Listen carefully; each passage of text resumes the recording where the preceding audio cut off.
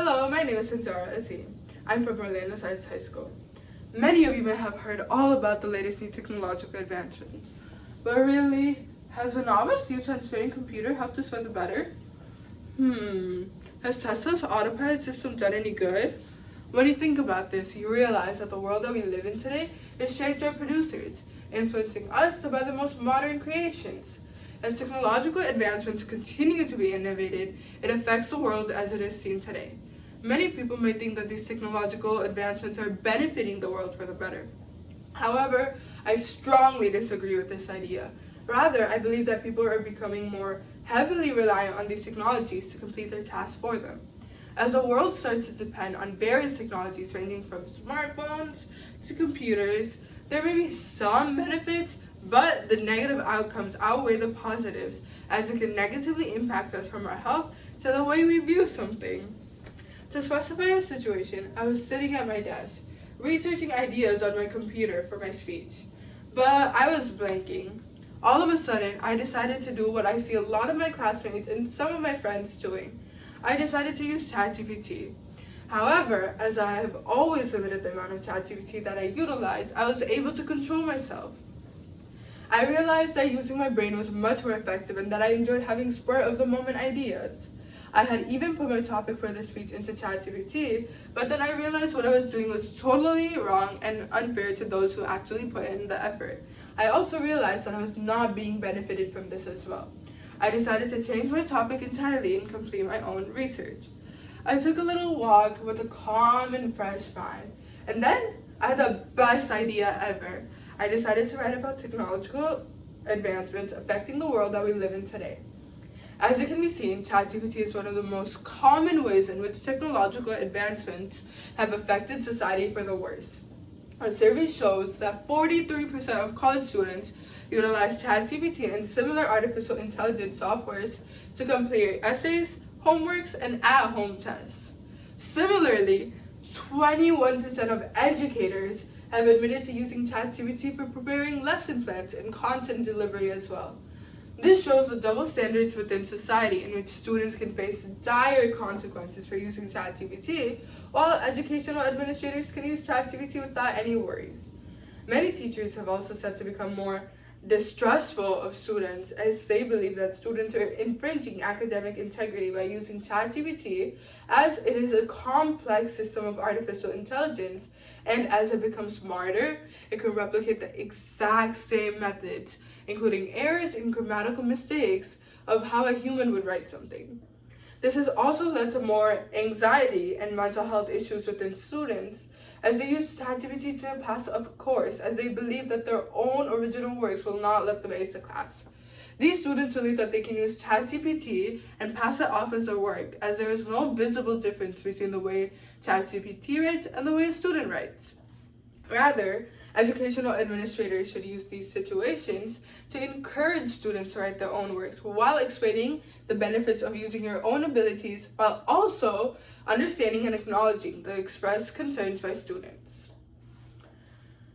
Another common method in which technological advancements have affected societies for the worse is that it also limits physical interactions with each other. One example of this is the decline within teen drivers from previous generations to now. A study by the University of Michigan shows that 79% of teens between the ages of 16 and 18 got their driver's license 30 years ago.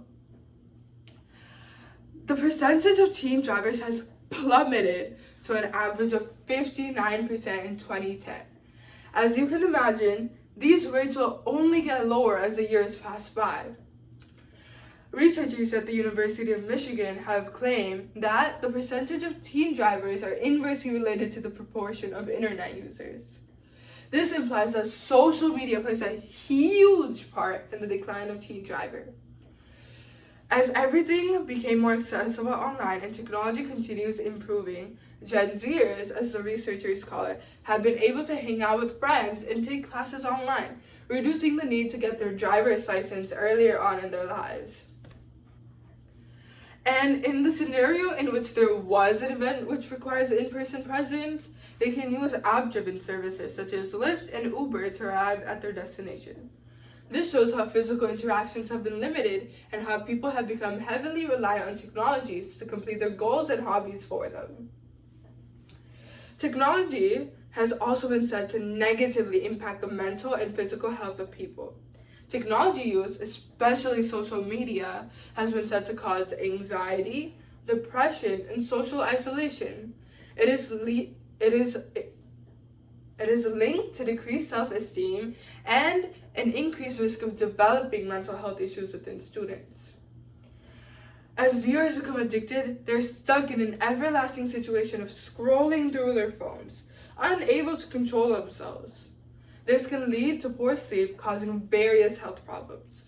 The blue light from the technologies has been said to disturb our body's natural circadian rhythm, making it harder to fall asleep and feel alert the next day.